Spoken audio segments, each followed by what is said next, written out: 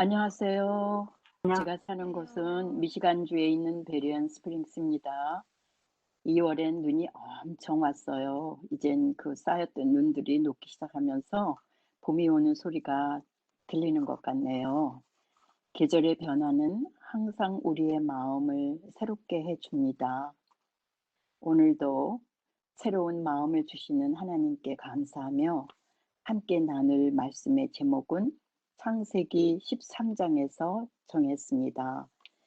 여호와를 위하여 단을 쌓다. 쉽게 말하면 하나님께 예배를 드리다가 될 수 있겠습니다. 먼저 말씀 요약으로 창세기 13장과 14장을 간단히 요약해 보겠습니다. 바이블 123의 1번인 인간 상태는 집안 문제와 전쟁 이야기입니다. 13장에선 그들의 소유가 많아서 동거할 수 없었음이니라 그랬고, 14장에선 아브라함이 그돌라오멜과 그와 함께하는 왕들을 쳐부수고 돌아올 때에 라고 했습니다.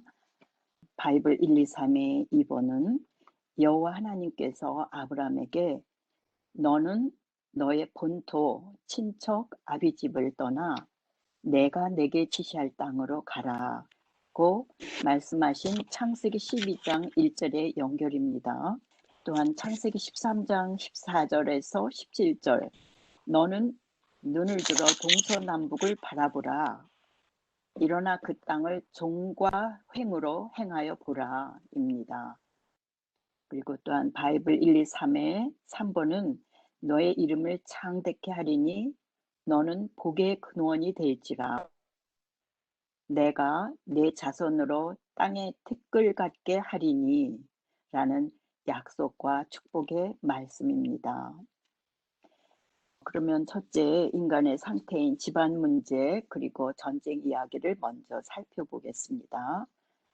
창세기 13장과 14장은 아브라함의 초기 가나안 생활을 이야기하고 있습니다. 읽으면 간단한 이야기 같아요. 그러나 아브라함을 믿음의 조상으로 삼는 유대교, 이슬람교, 그리고 기독교가 탄생되었고, 이후의 성경 기록도 그의 후손과 관련된 이야기인 것을 생각해 볼 때 창세기 13장, 14장에 중요한 의미를 부여할 수 있겠습니다. 아브라함의 초기 가나안 생활에서 여호와 하나님이 아브라함을 통해서 주신 약속과 축복이 오늘날 전 인류에게 참으로 엄청난 영향을 끼치고 있지요. 그래서 그가 태어나고 자란 곳의 역사를 더듬어 보며 알아가는 것도 성경 공부를 흥미있고 재미있게 해줍니다. 아브라함의 배경에 대해서는 여러 문서에 기록되어 있지만 성경에는 간략하게 묘사되어 있습니다. 아브라함의 고향은 갈대아 우르이고 아버지는 데라입니다. 아버지 데라는 대홍수 후에 생긴 셈족의 후예로 그의 족보 이야기는 창세기 11장에 자세하게 기록되어 있습니다. 웹사이트인 3ams.com의 SDA 바이블 커멘터리에 있는 우르에 대한 기록을 살펴보겠습니다. 우르는 이라크의 바그다드와 페르시아만의 중간쯤에 위치해 있는 현재의 텔 엘무카이야르로 오래전부터 알려져 있다. 1922년과 1934년 사이에 영국과 미국의 합동 탐사반은 메소포타미아의 모든 발굴 중에서 가장 값진 수학으로 판명된 발굴을 이루었는데 기원전 2000년 초 아브라함이 그곳에 살고 있을 때 그 도성은 특별히 고도의 문명을 가지고 있었다. 그 도성은 심지어 오늘날 그 어떤 도성들보다 뛰어나고 효율적인 하수 설비를 갖추고 있었다. 우리의 학교에서는 읽기와 쓰기, 수학, 지리 등을 가르쳤다. 아브라함은 문화가 고도로 발달되고 세련된 도성에서 부유한 시민들 중에 한 사람의 아들로 그의 젊은 시절을 보냈으며 틀림없이 그는 훌륭한 교육을 받은 사람이었을 것이다. 또한 아브라함은 발굴된 자료들이 보여주는 대로 다신론적인 우리의 종교 생활에 익숙해 있었음이 분명하다. 아브라함이 그를 둘러싼 이교의 영향을 받지 않고 남아 있었던 것은 하나의 기적이다라고 적혀 있습니다. 또 부조와 선지자는 말씀입니다. 창세기 11장 31절에 갈대아 우르에 살 때에 처음으로 하나님의 부르심이 그에게 임하였고 그것에 순종하여 하란으로 옮겨갔다. 그의 아버지의 가족은 이곳까지 그와 동행하였는데 이는 그들이 우상을 숭배하는 동시에 참 하나님을 예배하는 데에도 연합하였기 때문이었다. 이곳에서 아브라함은 데라가 죽기까지 머물렀다. 그러나 하나님의 음성은 그에게 그의 아버지의 무덤으로부터 앞으로 나아가라고 명령하였다. 그의 형제 나홀과 그의 가족은 그들의 고향과 우상을 버리지 않았다. 아브라함의 아내 사라 외에 오래전에 죽은 하란의 아들 론만이 부조의 순례 생활에 동참하기로 선택하였다. 그러나 큰 무리가 메소포타미아를 떠났다. 아브라함은 이미 동방에서는 부자로 간주되는 허다한 양떼와 가축대를 소유하고 있었으며 그의 주위에는 수많은 종들과 신복들이 있었다. 창세기 12장 5절엔 하란에서 모은 모든 소유와 얻은 사람들을 함께 이끌고 가나안 땅으로 갔다라고 적혀 있습니다. 아브라함이 태어나서 자란 메소포타미아의 갈대아 우르는 서쪽으로는 지중해의 상인을, 동쪽으로는 인더스의 상인을 불러들인 부유한 왕국이었습니다. 메소포타미아 문명은 기원전 3500년경부터 수메르 문명을 시작하여 기원전 331년경 페르시아 제국까지 쭉 이어졌다고 합니다. 이 수메르 문명이 아카디안 왕조로, 그 후 우루 왕조로, 고대 바벨로니아로, 아시리아로, 신바벨로니아로, 그리고 페르시아로 내려온 것이지요. 그러면 창세기 13장을 보겠습니다. 구약 성경의 창세기 13장은 기근을 피해 잠시 애굽에서 생활하다가 다시 가나안으로 돌아와 정착하는 이야기입니다. 처음에 정착해서 단을 쌓았던 베델 근처로 다시 와서 여호와의 이름을 불렀더라 라고 4절에 기록하고 있습니다. 여호와 하나님이 제일 우선으로 그의 마음 가운데 있음을 보게 되지요. 하나님께 먼저 예배하는 장면을 우리가 그려볼 수 있겠습니다. 그런데 아브라함이 그곳에 정착해서 살아가는 동안에 집안에 문제가 생겼습니다. 아브라함과 조카 롯이 서로 삶의 터전을 잡아가며 사는데 그들의 목자가 다투는 일이 생기는 것입니다. 그들이 각자 자기 주인의 가축 소유를 위해 싸움이 일어나고 또 가나안 사람과 브리스 사람도 그 땅에 있고 해서 아브라함이 결정을 내렸습니다. 우리는 한 골육인데 나나 너나 내 목자나 내 목자나 서로 다투게 말자. 내 앞에 온 땅이 있으니 나를 떠나라. 내가 우하면 나는 좌하고 내가 좌하면 나는 우하리라 라고 기록되어 있는데 참으로 롯을 배려하는 그 마음을 보게 됩니다. 우선권을 조카에게 양보하는 모습이죠. 그래서 롯은 여호와의 동산 같고 애굽 땅과 같은 염해 근처에 소돔으로 이사를 하는 장면이 나옵니다. 그런데 이 소돔 사람은 악하여 여호와 앞에 큰 죄인이었더라라고 13절 말씀에 기록되어 있는데 이 말씀은 롯의 운명을 예언하는 느낌을 갖게끔 합니다. 그리고 창세기 14장은 전쟁 이야기입니다. 엘람 왕 그돌라오멜 왕과 그 연합군들이 시딤 골짜기 즉 염해 근처에서 소돔과 고모라 왕의 연합군과 싸우는데 소돔과 고모라의 연합군이 패하게 됩니다.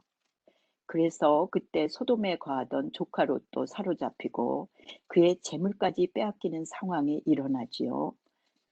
도망한 자를 통해서 그 이야기를 들은 아브라함은 318명의 훈련된 자들을 데리고 가서 그돌라오멜과 그 연합군들을 파하고 조카와 부녀, 친척, 재물을 모두 찾아오게 됩니다. 예기치 않았던 아브라함의 도움에 사위를 패하기 위해 소돔 왕이 나와서 아브라함을 영접하고 또 살렘 왕인 하나님의 제사장 멜기세덱의 축복을 받는 이야기가 나옵니다. 창세기 14장 18절에서 20절에 기록하기를 살렘 왕 멜기세덱이 떡과 포도주를 가지고 나왔으니 그는 지극히 높으신 하나님의 제사장이었더라고 했습니다. 그가 아브라함에게 축복하여 가로되 천지의 주제시요 지극히 높으신 하나님이여 아브라함에게 복을 주옵소서. 너희 대적을 내 손에 붙이신 지극히 높으신 하나님을 찬송할지로다 하매 아브라함이 그 얻은 것에서 10분의 1을 멜기세덱에 주었더라 라고 기록했습니다. 겸손한 마음으로 그의 앞에 무릎 꿇고 축복의 메시지를 받는 아브라함을 상상해 봅니다. 이 축복의 말씀 가운데 천지의 주제시요 이 히브리어 코네는 창조하다, 소유하다의 카나에서 온 말로 하나님께서 천지의 창조자이시며 소유자이시고 동시에 역사의 주관자이심을 고백하는 말이라고 베들레헴 앱에 나와 있습니다. 하나님의 권위 또는 하나님의 정체성이라고 하면 이해가 쉽게 될까요? 그리고 지극히 높으신 하나님은 하나님의 강한 능력과 거룩성, 완전성을 강조하는 명칭으로 모든 축복과 승리는 하나님께로부터 연유한다는 사실을 또한 고백하는 말이라고 합니다.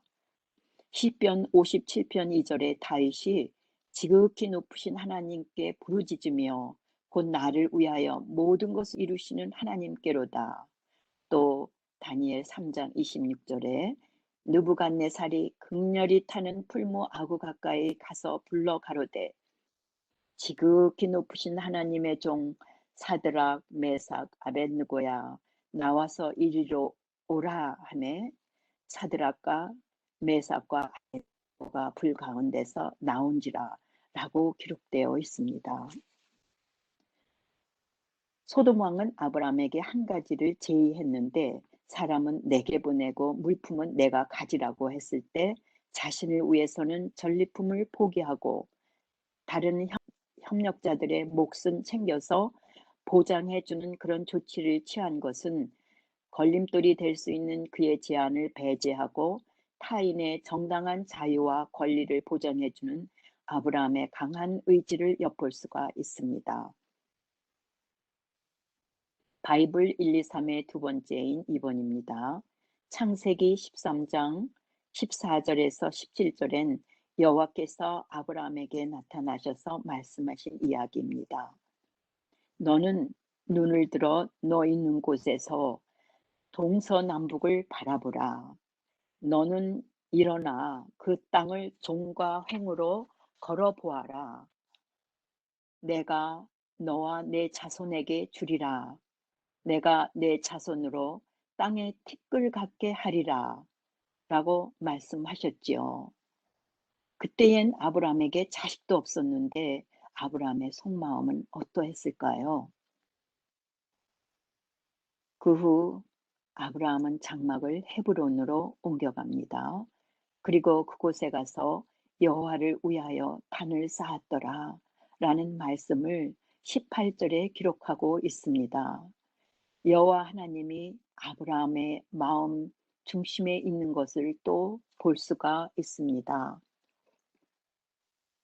저의 이야기를 잠시 나눠보겠습니다.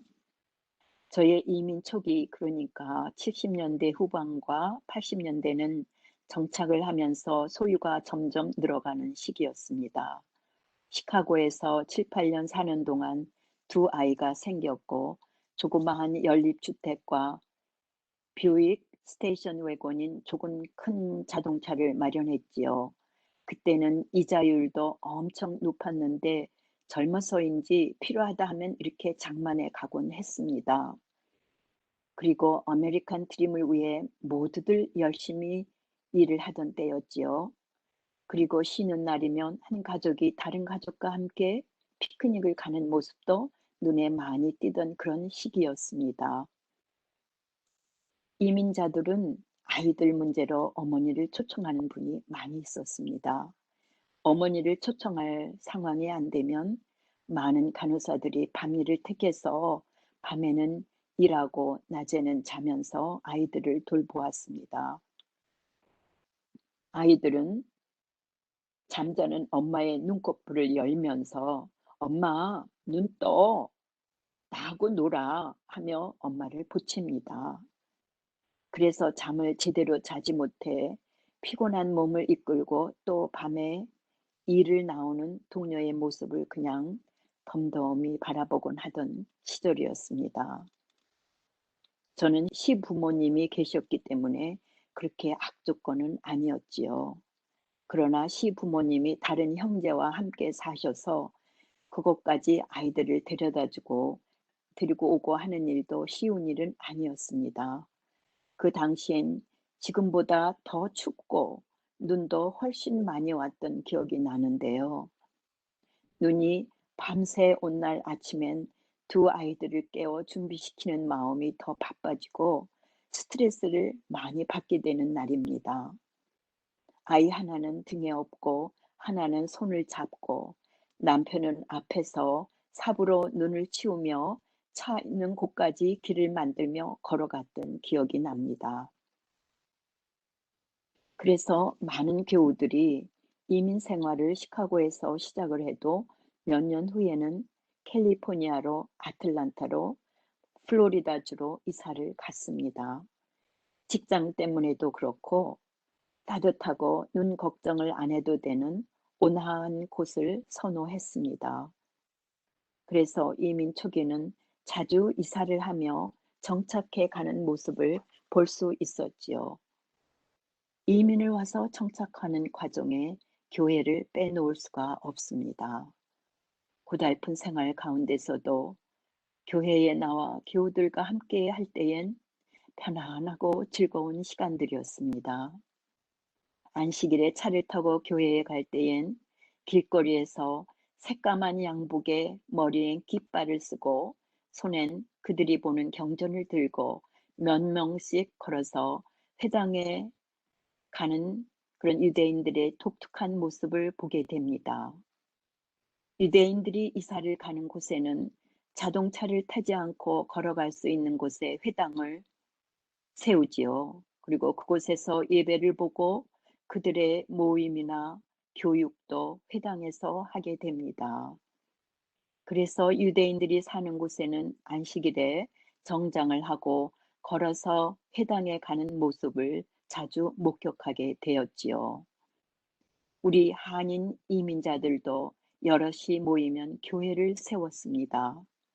그래서 교회는 하나님께 예배하는 장소가 되고 모임의 장소가 되고 교육의 장소가 되어서 이민자들에게 정착하는 일이나 어려운 일을 겪을 때 도움을 받을 수 있는 곳이 되어 왔습니다. 교회는 이민자들에게 복의 통로가 되었지요. 그러면 세 번째로 하나님의 약속 그리고 축복입니다. 창세기 13장, 14장은 가나안에 온 아브라함의 초기 이민 생활에서 그가 이동할 때마다 단합해서 예배하는 모습을 통해 그의 마음 중심엔 하나님이 계신 것을 볼 수가 있습니다. 조카를 배려하고 전쟁으로 인해 사로잡힌 조카를 구해내는 과단성, 타인의 정당한 자유와 권리를 인정해주는 공정성, 소돔 왕의 회유책에 말려들지 않는 지혜와 믿음의 아브람, 그리고 살렘 왕 멜기세덱 앞에 무릎 꿇고 그의 축복을 겸손하게 받고 있던 아브라함을 보게 됩니다. 여호와 하나님이 아브라함에게 나타나셔서 주시는 약속과 축복의 말씀인 너는 일어나 그 땅을 종과 횡으로 걸어 보아라. 내가 그것을 너와 내 자손에게 주리라는 말씀. 그리고 창세기 12장 2절 내가 너로 큰 민족을 이루고 내게 복을 주어 내 이름을 창대케 하리니 너는 복의 근원이 될지라는 그 말씀을 그의 가슴에 새기는 일은 그에겐 당연하지 않았을까 생각을 해 봅니다. 모두가 우리의 삶에서 우리에게 또 우리 주위에 일어날 수 있는 가정사와 싸움의 이야기입니다. 마음 중심에 하나님을 모시고 하나님의 약속을 붙들며 그분의 강한 손에 의지해서 자신이 처해 있는 위치나 상황에 최선을 다하며 살아가는 현대 그리스도인의 모습을 그려보며 말씀을 마치겠습니다. 감사합니다.